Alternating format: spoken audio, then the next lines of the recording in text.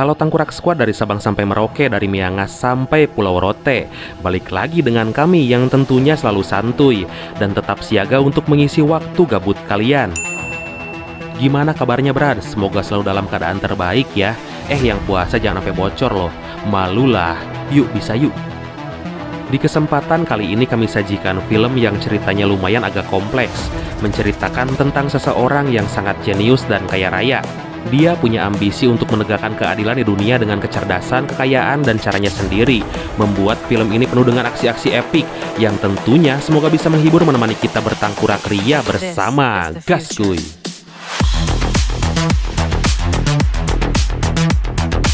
So, tanpa harus banyak cekap pematuk seperti biasa, jangan lupa ibadah sebelum nonton. Dan mari kita simak alur cerita dari film Six Underground.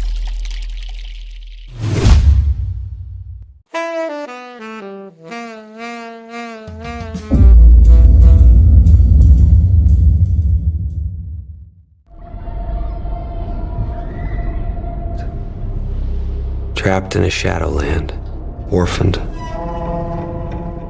I know what happens when you die. But with loneliness comes freedom.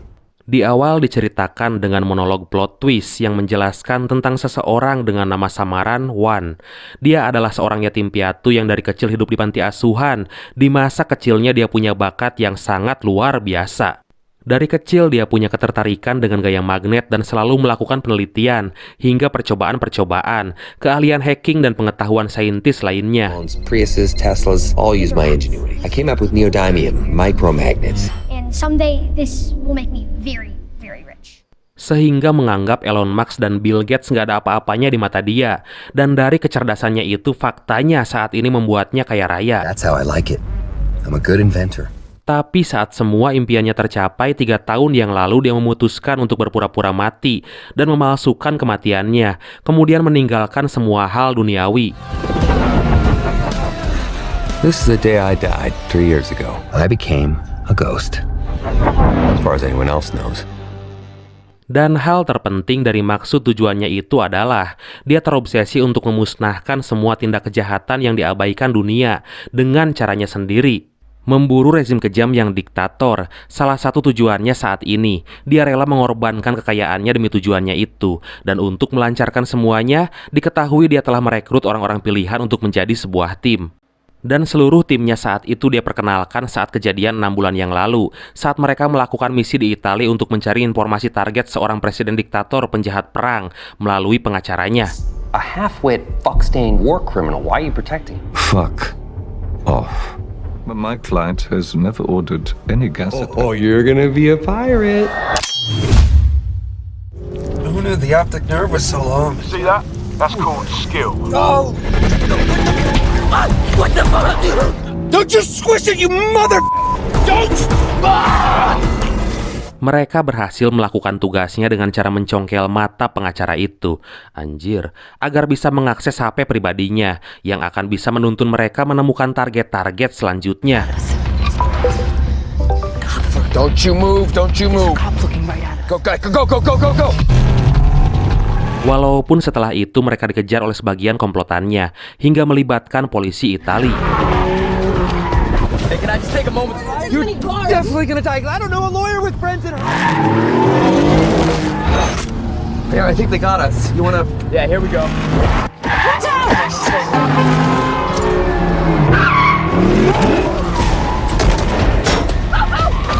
Whoa!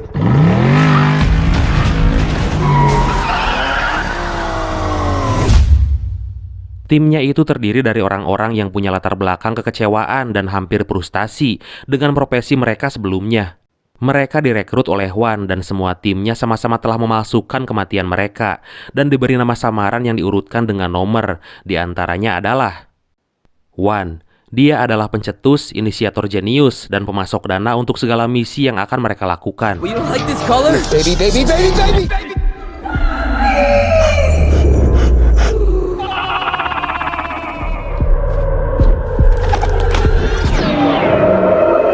She's fine. She's fine. 2. Dia adalah seorang mata-mata anggota CIA yang merasa kecewa kepada dirinya sendiri karena kesalahannya saat dia lagi menangani rezim yang diktator.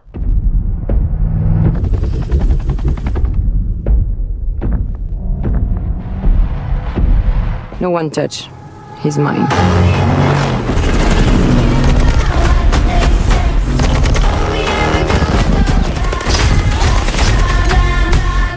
I've come to deliver you to your brother. I begged the director not to do this, Mir. I begged. You don't know my brother. Rovak is a monster. 3.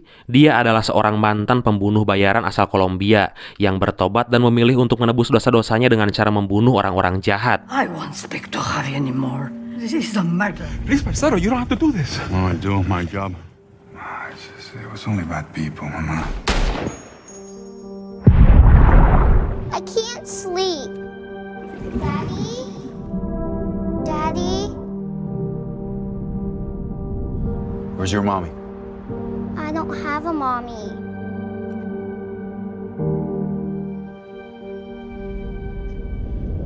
Four, seorang ahli parkur profesional asal Ukraina yang memilih menggunakan keahliannya itu untuk mencuri karena dikhianati oleh teman-temannya. Cheap! Fake! Alicia! Alicia!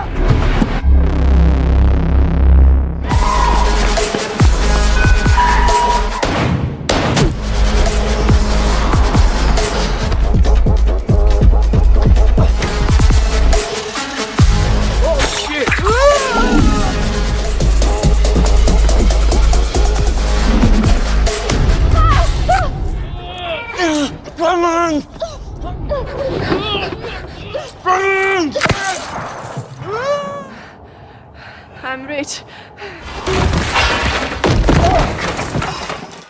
5. Dia adalah seorang dokter yang gak suka dengan pekerjaan formalnya. Shit, or whatever the fuck you call it. I can actually hear it. If I turn on some music. If you wanna be my lover, I'm judge of what's a shit ton. You see? Blood. Oh, I feel it. I feel it. Man, I'm trying to lose 1,000 cars. You're gonna die, you know? You can live for... Oh, I feel so much better now. I got it. Dan 6. Seorang sopir yang punya skill di atas rata-rata.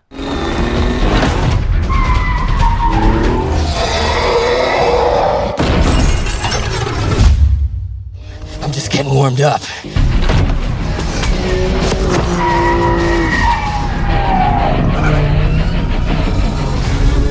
This is not another story. Kemudian aksi kejar-kejaran yang sangat membeliskan itu pun terjadi. Amia! Remind me, where the fuck is here? Here! Right F in here! Top of the Duomo, like we talked about. Il bagno. Dov'è il bagno? Dov'è il bagno?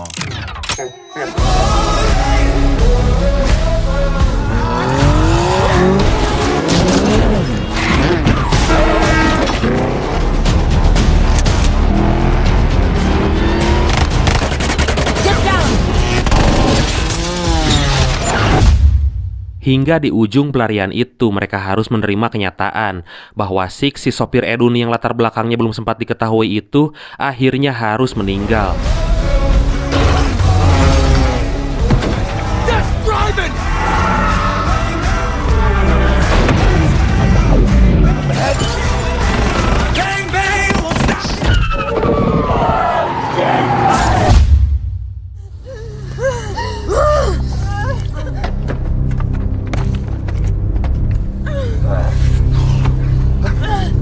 Where's it? Setelah jasadnya dibuang di tengah laut, Wan pun berinisiatif untuk merekrut anggota tim baru untuk mengisi kekosongan atas kematian Six. He's a good man. We don't know any names. Here's a toast to a kid I liked. Find a 7. Dia berniat untuk merekrut seorang anggota militer Amerika yang diketahui saat ini dia merasa frustasi karena kejadian yang menimpanya pada konflik di Afghanistan silam. Saat dia yang bertugas sebagai seorang sniper merasa gagal akan tugasnya karena merasa bersalah telah mengikuti perintah komandannya yang melarangnya menembak musuh yang membawa bom dan mengakibatkan semua anggota regunya tewas dan hanya menyisakan dia yang selamat.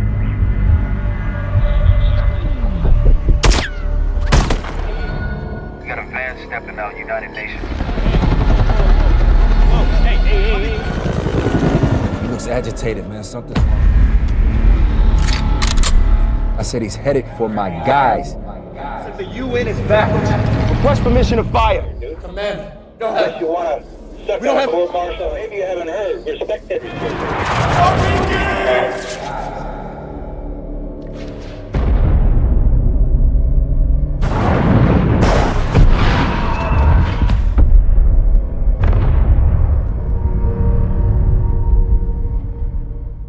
Wan menemui tentara yang lagi depresi itu. Dia berhasil merekrutnya dan diberi nama samaran sebagai Seven. Kemudian setelah itu Seven melakukan ritual yang sama, yaitu memalsukan kematiannya. I listen to your call. Never mind how. Can I come in? Who are you? You could take out some truly evil people.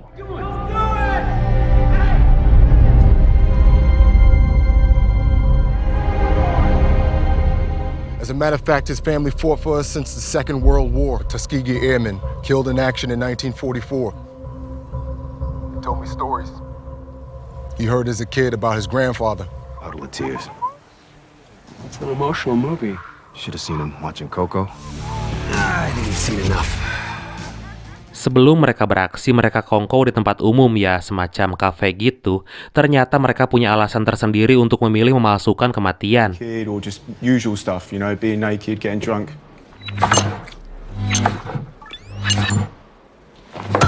Fuck this technology.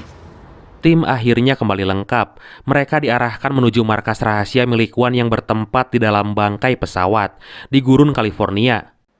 Wan menamai timnya itu The Ghost, dan semua misi dimulai dari tempat itu. Mereka akan memburu seseorang yang menjadi target utama dan masih merupakan misi pertama mereka. Targetnya adalah Rofaq Alimov yang merupakan presiden Turkistan. Seorang diktator dan penjahat perang yang tega membunuh rakyat yang menolak untuk pro padanya dengan senjata biologi, Boa Edan. That's the piece of shit dictator.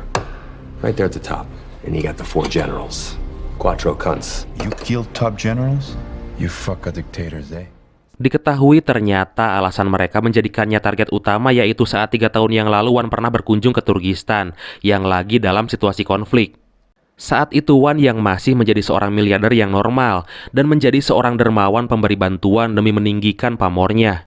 Tapi hatinya tersentuh saat dia merasakan sendiri kekejaman rezim di sana.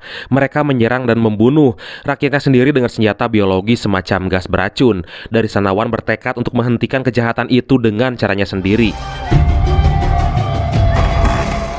Your foundation, a giant check. Oliver here is going to take a picture of us. Right there. They're gonna hit us! What's going on?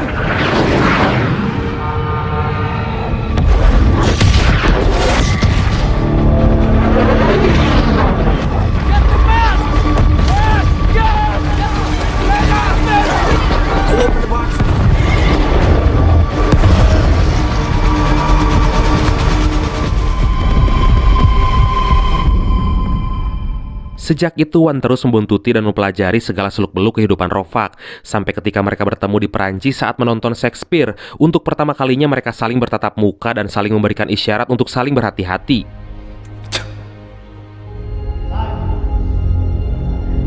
Say that I slew them not. You got this tyrant who's walking the stage. Sorry? On the play, his cruelty goes completely unpunished. But in the 5th, I see a man bringing order to a disordered world. the 5th, justice. Nah, I'm with Shakespeare. Act 5's coming. Di sana pula Wan bertemu dengan seorang bartender bernama Ariana dan jatuh hati padanya. Hingga kejadian berblekok pun gak bisa dihindarkan. Wow. Do you believe what that man said? Getting old. We must be doing something wrong. Why? I just feel like the whole world's like on a endless evil. Dan Wan berjanji pada wanita itu bahwa suatu hari nanti dia akan menemuinya kembali untuk bertanggung jawab. Besides, I'm moving to New York.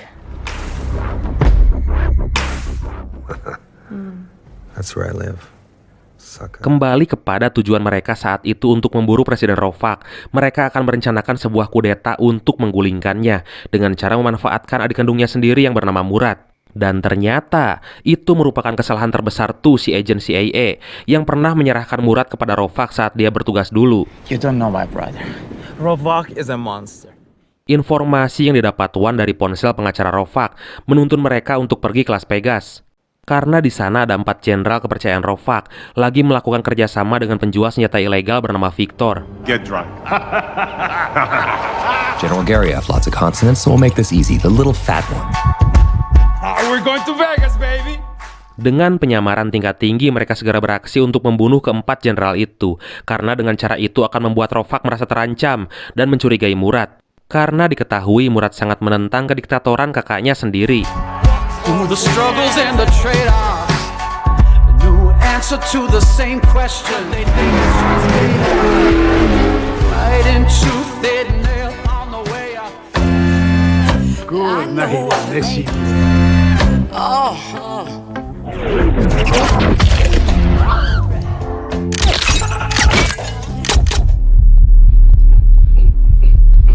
Party. I'll take you there. Misi Las Vegas pun berhasil, dan kejadian itu menyebabkan Rovak ketar-ketir. Kemudian mereka mendapat informasi bahwa Murad saat ini berada di Hong Kong. 3, 2, 1. Ternyata selama ini Murad diasingkan dan seakan dipenjarakan oleh Rovak kakaknya di sebuah apartemen mewah. Rovak lebih waspada, dia akan membunuh siapapun orang yang dicurigai akan mengkudetanya, termasuk menjaga Murad lebih ketat. Dan situasi itu membuat Wan bersama timnya semakin bersemangat. Dia berencana untuk menculik Murad yang pro-demokrasi dan menentang kakaknya sendiri itu, agar bisa dijadikan alat inisiator revolusi bagi semua rakyat Turkistan. Dan mereka pun berangkat menuju Hong Kong menggunakan jet pribadi. You know, I usually look at the stewardess to see if I should be scared.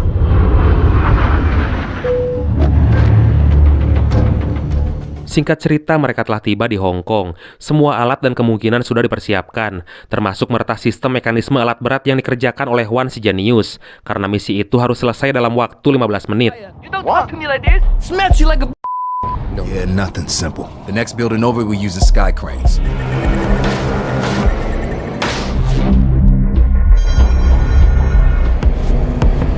Yeah, it's a good ride, one.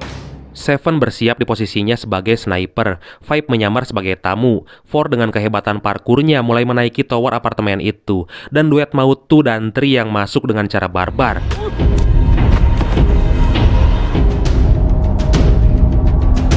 Targeting his bed, scratching his balls, reading some Chinese book. Saat Five yang seorang dokter beraksi dengan menggunakan gas yang bisa menyebabkan efek tertawa, seorang petugas gedung berhasil menghubungi polisi. Kemudian keadaan menjadi kacau dan aksi epik pun terjadi. One, laughing gas is working. I stole that from my old dentist's office, along with a shit ton of nitrous. Oh shit.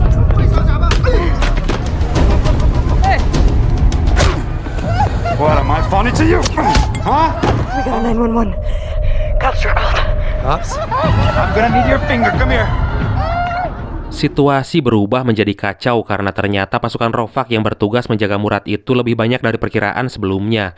Hingga akhirnya Seven si sniper beraksi di luar SOP. Dan tiba-tiba Incoming round. He's been under 120.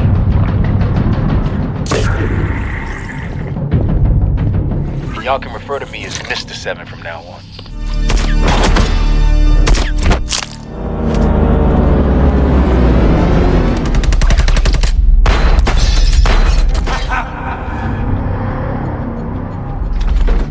Move.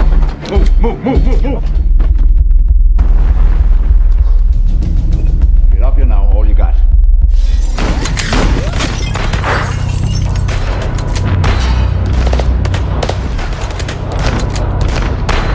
Two, three, hold it.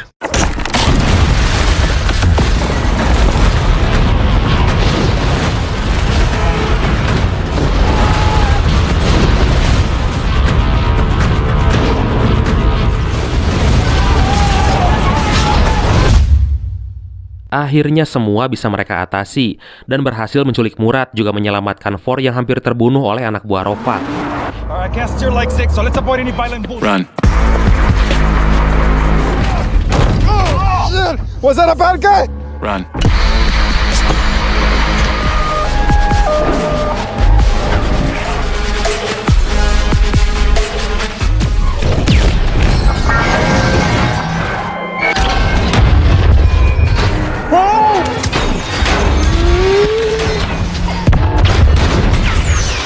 Stop the car. No, don't stop the car. We're leaving him. Where are you guys? No! Don't fucking do it! Little space. Come on.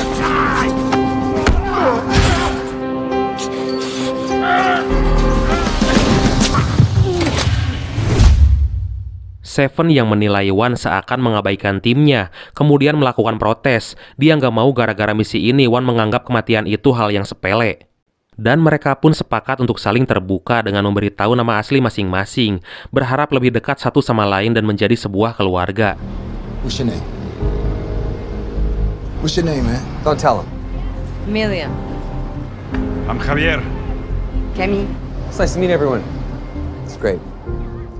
Di tempat lain, Rofaq yang selama ini bekerja sama dengan intelijen US sudah mengetahui aksi tim Six Underground. Walaupun masih sangat kesulitan untuk mengetahui identitas semuanya, tapi mulai saat itu Rofaq telah menyatakan perang. And yet they walk the earth like you and me. She was declared dead 7 months ago. If they exist, they can be made not to. Keesokan harinya tim langsung bergerak menuju Turkistan dengan membawa Murad. Kemudian Wan berencana untuk meretas jaringan stasiun televisi yang dikuasai dan dijadikan media propaganda oleh pemerintah. An unidentified aircraft vanished off radar near Tyre.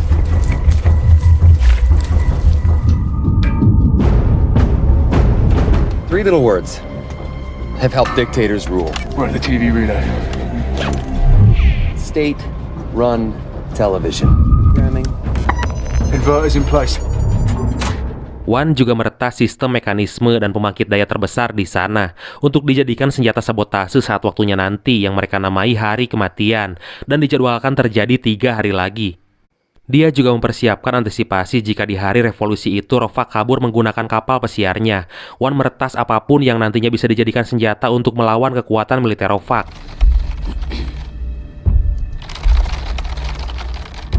Our finest room. It transmits all state-run. Mr. Graves can mention it to Mr. Bashir. To the palace. Very efficient.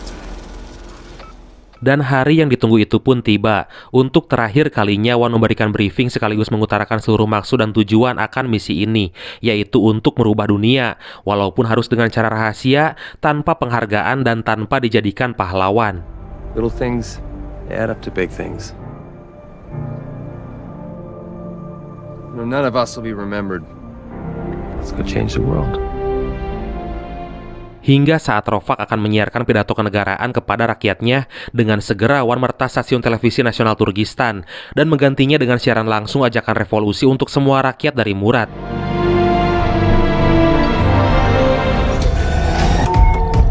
Hey, Wan. My fellow countrymen. Freaking fuck out. Well, I can't do this. I can't go live. My brothers and my sisters. So many years our people have suffered under my brother. I'm here to teach. Rise up, set us free.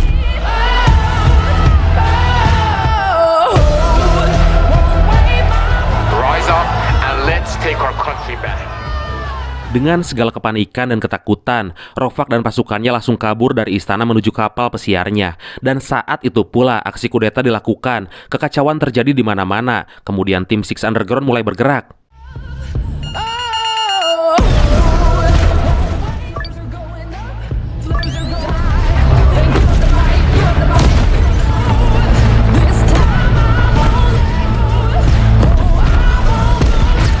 Kejadian itu membuat Rofaq menyuruh para petinggi militernya untuk menghancurkan rakyatnya sendiri. Tapi saat itu pula Murad datang ke markas besar militer dan mengajak semuanya untuk bekerja sama melawan kakaknya dan menghentikan aksi keji ini bersama-sama. President, ready to go underway. Side door is opening.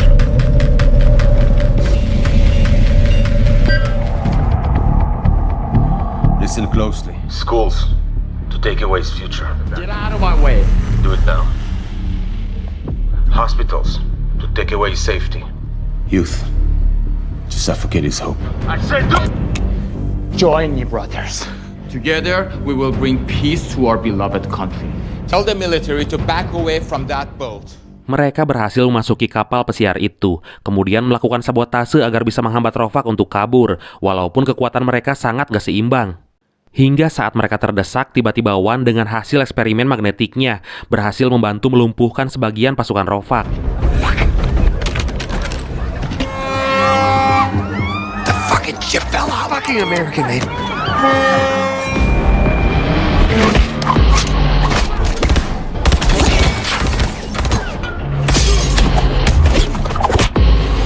Grenade!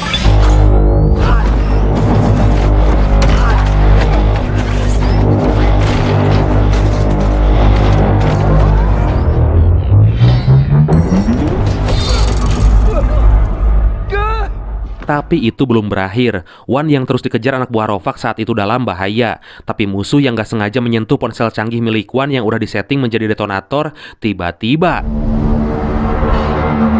Go with him. We get it! They're dead! 5, flush them out!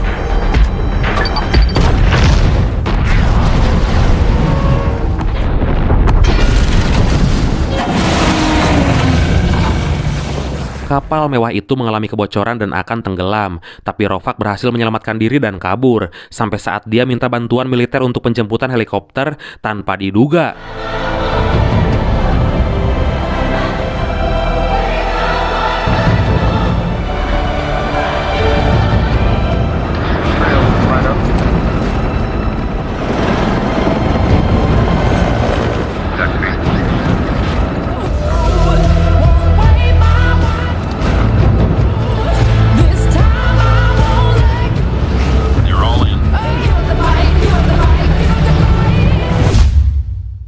Ternyata semua tim berada dalam heli itu, karena emang dari awal seluruh militer Turkistan udah tunduk kepada perintah Murad.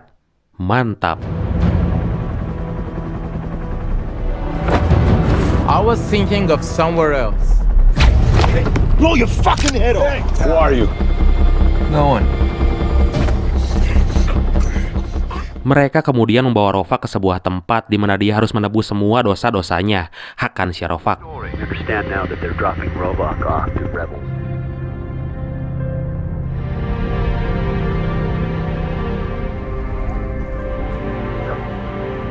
I want to die with dignity. Kill me here. You didn't listen to me, brother. Murat! I'm your brother!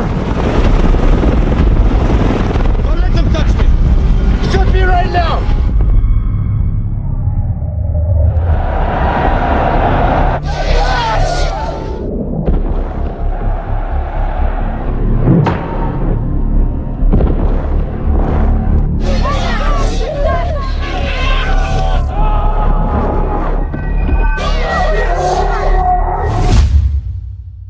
Murad kemudian menggantikan posisi kakaknya dan membawa Turkistan menjadi sebuah negara demokrasi yang damai. Dan tim Six Underground saat itu kembali ke tempat asalnya masing-masing.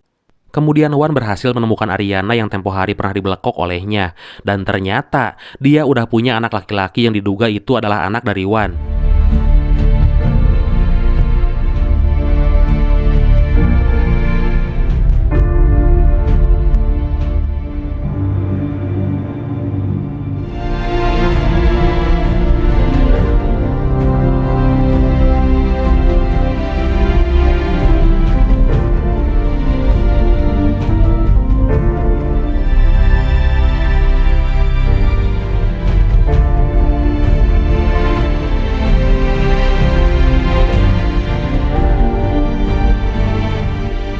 Wan menulis sebuah surat wasiat yang isinya jika dia mati dia ingin memberikan semua hartanya kepada anak laki-lakinya dari Ariana itu.